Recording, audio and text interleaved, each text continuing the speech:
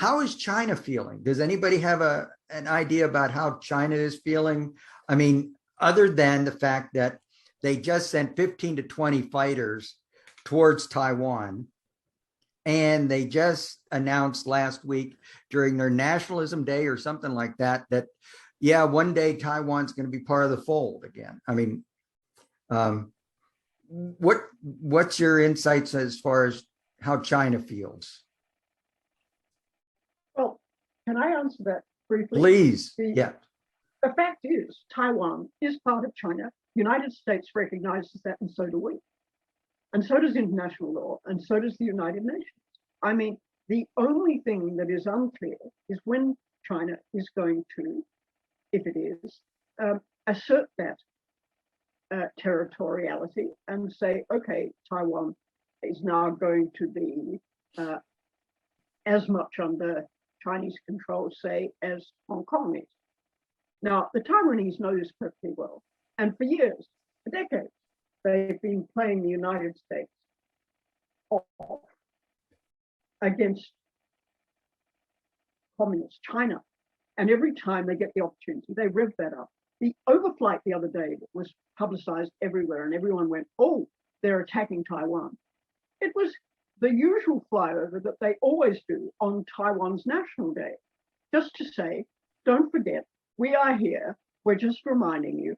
We're not attacking you, but we're just saying, don't push it any further. Don't assume that we've forgotten, that you belong to us, and just remember it. I mean, you know, when David talks about how we got conned over World War II, this is a con too. It's the same con. Here, this poor little gallant democratic Taiwan fighting for its independence, you know, like hell.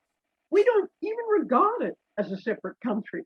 And people should understand that and get their heads around it. And if we're going to change that, that's a whole nother story.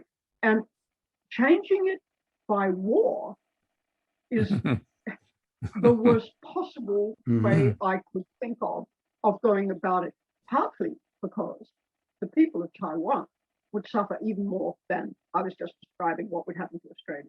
The way they describe these flights, they act like it's in Taiwanese airspace. It's not. None of it's in Taiwanese airspace. I think the people of Taiwan should have the right to vote what country they want to be a part of.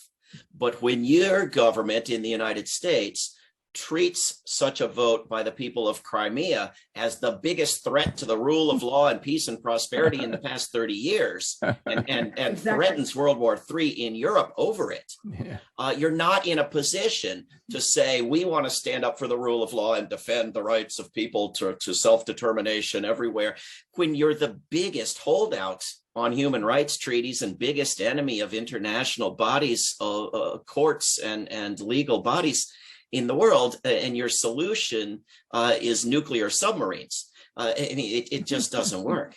Well, and David, can I just add to that too? It's not only Taiwan that fits that description. What about Diego Garcia? What about the people the Chogasians, who have been expelled from the island of Diego Garcia? And they would like their country back. Are they getting their country back? No way.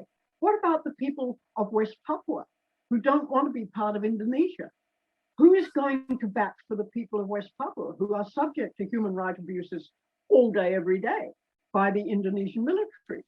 And human rights, which Joe Biden says is one of his main, he said before he was elected, it would be one of his main issues.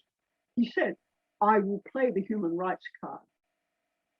It's a game. It's a game to him. What I have to say, leaders with something on their conscience always do.